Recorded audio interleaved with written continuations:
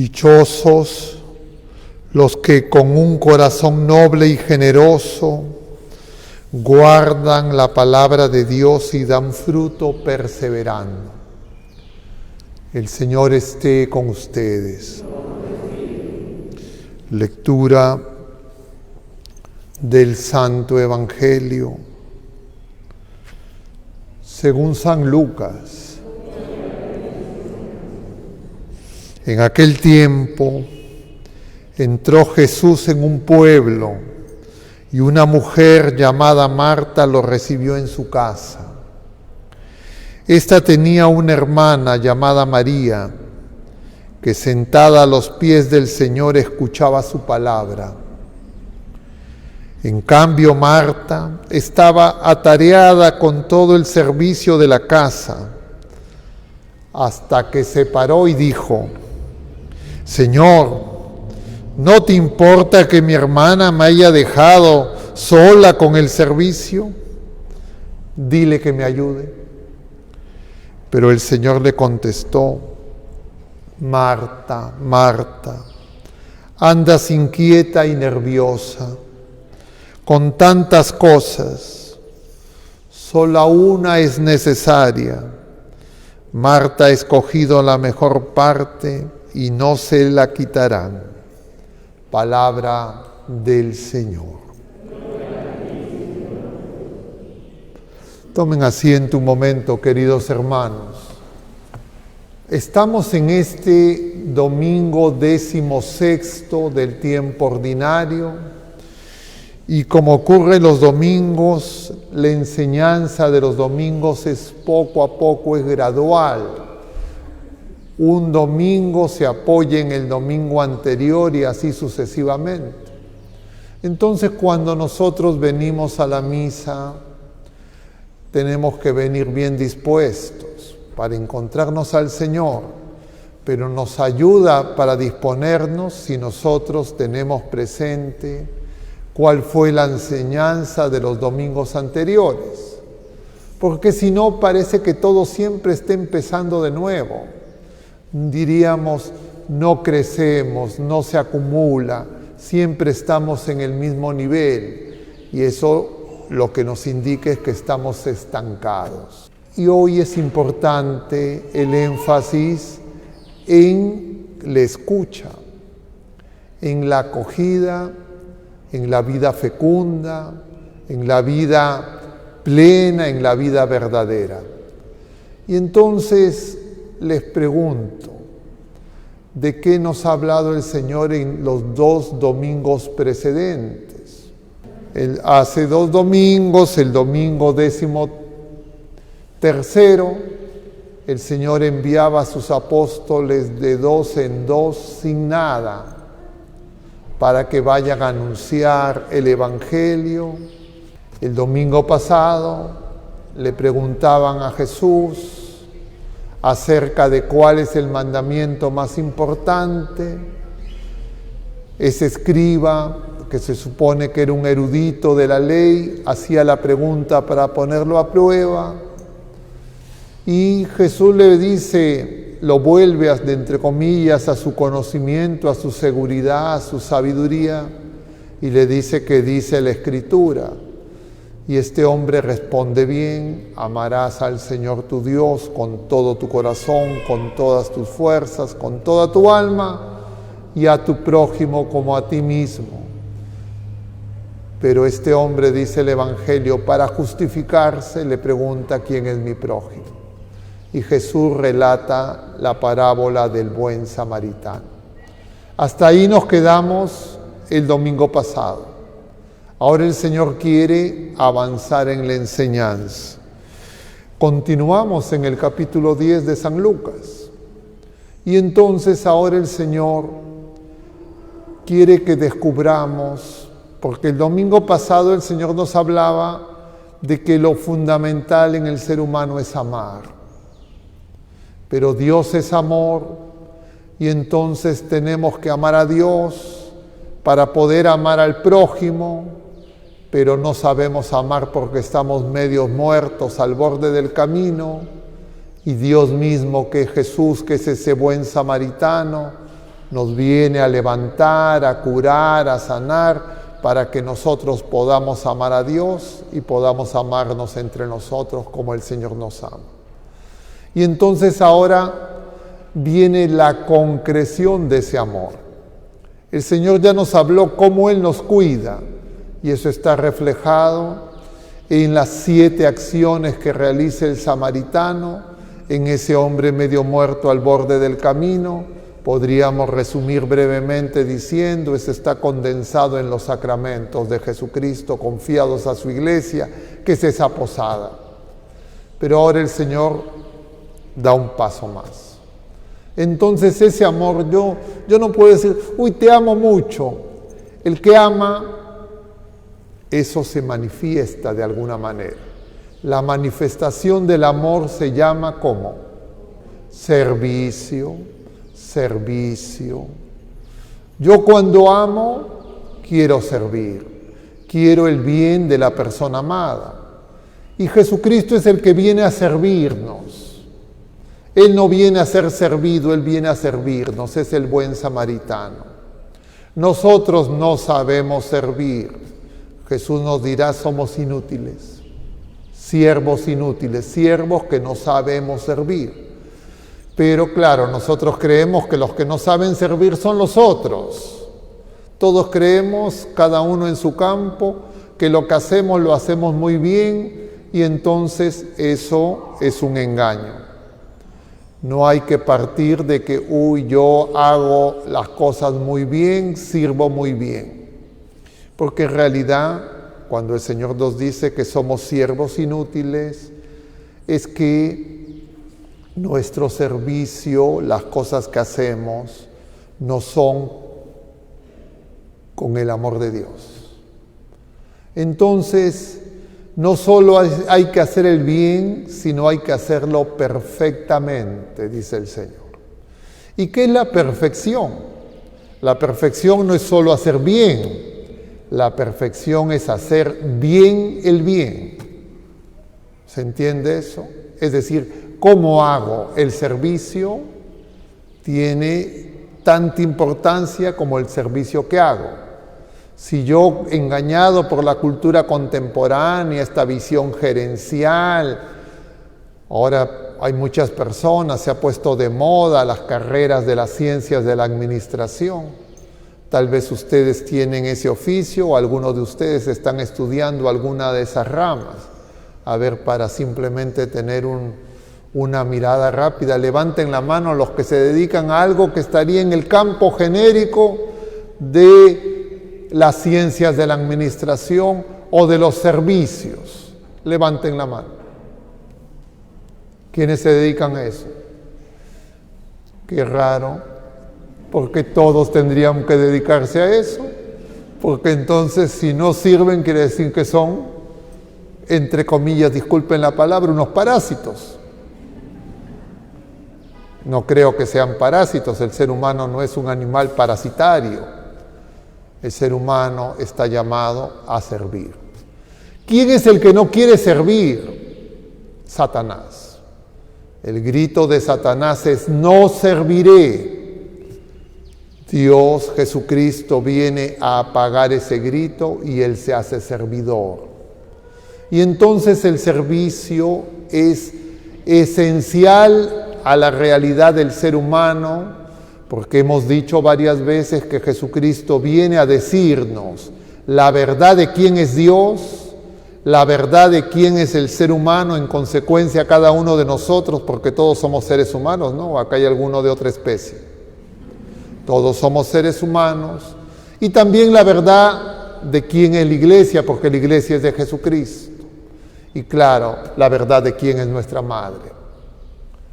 Y entonces, el servicio, entender el servicio desde la mirada de Dios es esencial para saber si es que nuestra vida está creciendo en el amor y comprender por qué de repente, sin darme cuenta de cuál es la causa, ando amargado, cansado, renegando, impaciente, molesto con unos, molesto con otros.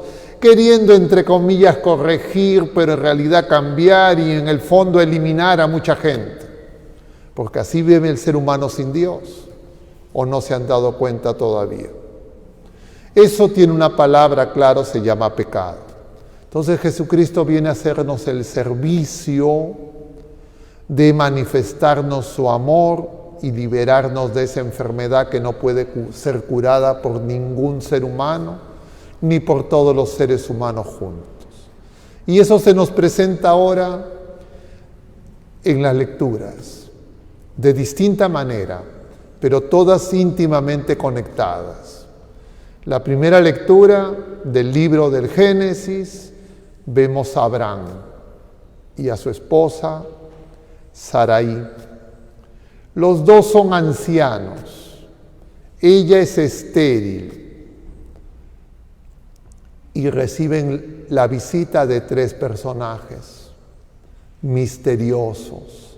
San Agustín dirá que figura de la Trinidad Santísima. Y entonces Abraham, solícito, quiere servir a esos visitantes que no sabe quiénes son, cómo se llaman, pero dice el Génesis, se postra. No es que en la época de Abraham la gente se postraba ante cualquier visitante que llegara a tu encuentro. Está mostrando alguna revelación que recibe Abraham que le hace postrarse ante esos tres personajes y se pone a servirlos. Y esos personajes, luego del servicio, pueden repasar qué es lo que hace Abraham. Cada uno de esos detalles es profundo. Esos personajes les dicen, cuando volvamos, ya no vas a haber esterilidad en tu vida. Y la vida de Abraham era estéril porque no podían tener hijos y tenían mucha riqueza. Ahora la gente quiere tener riqueza y no quiere tener hijos. Y entonces los hijos son la manera natural de aprender a amar. Entonces es una bendición de las personas acoger la vida, acoger a los hijos. Pero claro, uno podría decir, un momentito, y entonces, ¿qué pasa con las personas que no tienen hijos? Entonces esas personas ya son olvidados de Dios, ya no van a tener una vida fecunda, no van a poder crecer en el amor. Y claro, eso me compete directamente a mí, a los clérigos, pero también a personas que no tienen el don de la paternidad, de la maternidad, que es un don de Dios. Pero quiero subrayar esto, que justamente nosotros aprendemos a amar y a servir cuando cuidamos de los demás, cuidamos de los pequeños, cuidamos de nuestros hijos. Los padres biológicos pueden hacer esas lecciones que no son fáciles, el trabajo es duro.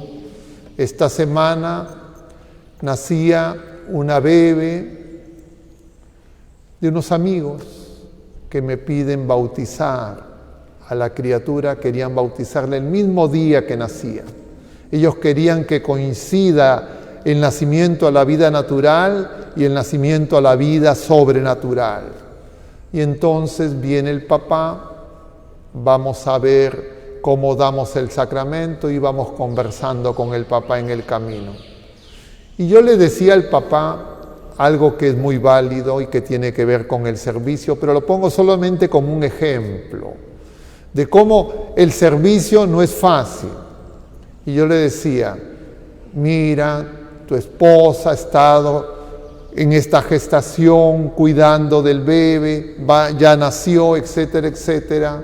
Ahora el bebé va a tener la necesidad de cuidado de ambos, y ustedes pueden tener problemas porque de repente no se van a dar cuenta y pueden ser engañados, porque pueden decir, bueno, ya me cansé de cuidar, de esperar, ahora quiero que me cuiden a mí. Entonces es muy común, acá hay padres primerizos, no. Es muy común, no es lo mismo en las madres primerizas que en los padres primerizos, ni en los segundos, los terceros, eso se aprende lentamente. Pero un padre primerizo siente que es el último, porque resulta que estuvo cuidando a la mujer, después ahora viene el niño, ahora ya tampoco la mujer se va a preocupar tanto de él, primero va a ser el hijo, y puede venir la tentación en algún momento de que es el último en la fila. Claro, cuando yo quiero ser el primero, entonces yo no puedo servir, porque el que sirve no pone sus ojos en uno mismo, sino lo tiene que poner en el que va a ser servido. Y entonces tiene que negarse de uno mismo, tiene que postergarse, tiene que poner al otro antes. Y eso es medicina para nuestro egoísmo, para nuestra soberbia. Así el Señor cura nuestro egoísmo y nuestra soberbia, y hay distintas maneras en que el Señor lo hace. La manera dulce es con los hijos. El mundo y Satanás, que sabe eso, quiere que los jóvenes, que las mujeres, que los padres no deseen hijos, porque dan mucho trabajo, y entonces quieren la menor cantidad de hijos, y cuando viene un hijo es un problema, no es un don de Dios, y entonces hay que matarlo. Y eso se pone como ejemplo de progreso, de desarrollo humano, y por eso tenemos que darnos cuenta que eso es peor que una pandemia biológica. No me quiero distraer mucho más, dan para bastante. Entonces Abraham acoge, y vemos a esta familia que también acoge, y la secuencia es: llega un pueblo, y en ese pueblo reciben a Jesús, lo reciben en su casa. Pregunta: ¿cuál es la casa de Jesús? ¿Cuál es la casa de Dios? Entonces nosotros diríamos: todo lo que existe es de Dios. Él es el Señor. Pero nosotros poco a poco, el mundo, el ser humano, lo ha ido herido por el pecado, engañado por el enemigo, ha ido sacando a Dios. Y eso ocurre con el mundo, con los pueblos, con los países, por eso que aparecen jefes de gobierno que dicen que van a defender el aborto, pero también con cada familia, con cada uno de nosotros, incluso con la iglesia misma. Y entonces, si yo no recibo al Señor en mi corazón, mi vida es estéril. No, yo tengo mucho dinero, es estéril. No, yo sé mucho, es estéril. Porque Jesucristo es la vida. Y sin Jesucristo nosotros no podemos ser fecundos en todas las dimensiones, no solamente en la biológica, porque el ser humano está llamado a una fecundidad plena, es decir, a ser partícipe para dar vida divina. Y entonces los padres biológicos no se pueden limitar a los cuidados temporales, tienen que ver que hay más que eso, la vida verdadera. Pero entonces, siendo así, lo definitivo es, para ser curados, dejar que ese médico de cuerpos y almas, Dios mismo, venga a nosotros. Pero ¿qué pasa si yo recibo al médico y en lugar de dejar que el médico me examine, me haga la anamnesis, me pregunte, yo me pongo, entre comillas, a atender al médico. ¿Voy a ser curado? ¿Qué dicen ustedes? No. Eso es lo que pasa a estas dos hermanas. Estas dos hermanas no son dos personas diferentes solamente. Todos nosotros podemos tener esas dos, diríamos, acercamientos. Entonces yo tengo que saber que yo soy ese medio muerto, que necesito que Jesús me cure.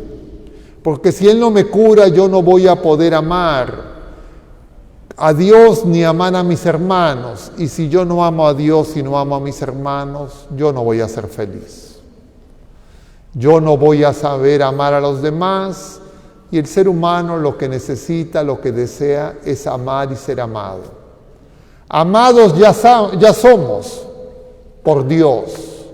Claro, pero uno podría decir, pero yo quiero que me ame esta persona humana. Esta persona humana es la que me quita el sueño.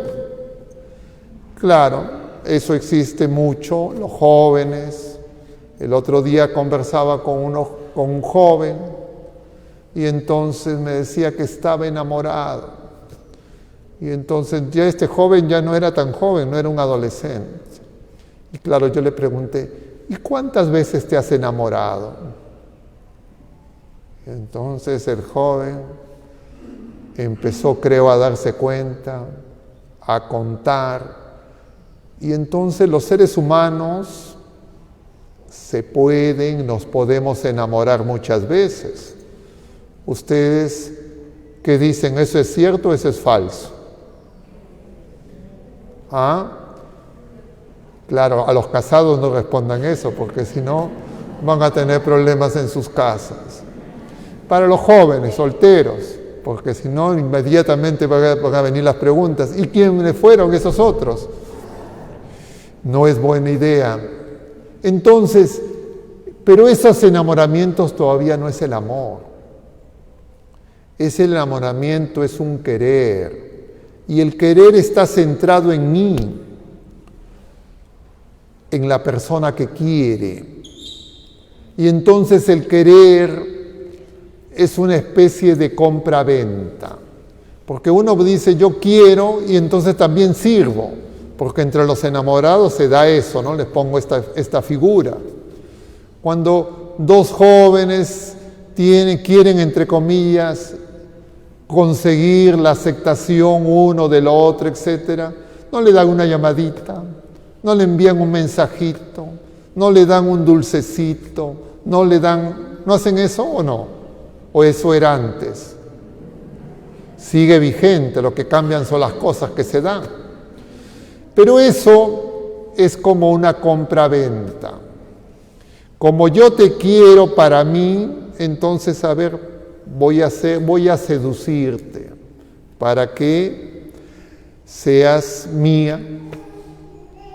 Pero es un deseo posesivo. Eso todavía no es el verdadero amor. El amor que necesita el hombre para ser curado es el amor que se entrega, que se da gratuita e incondicionalmente por el ser amado.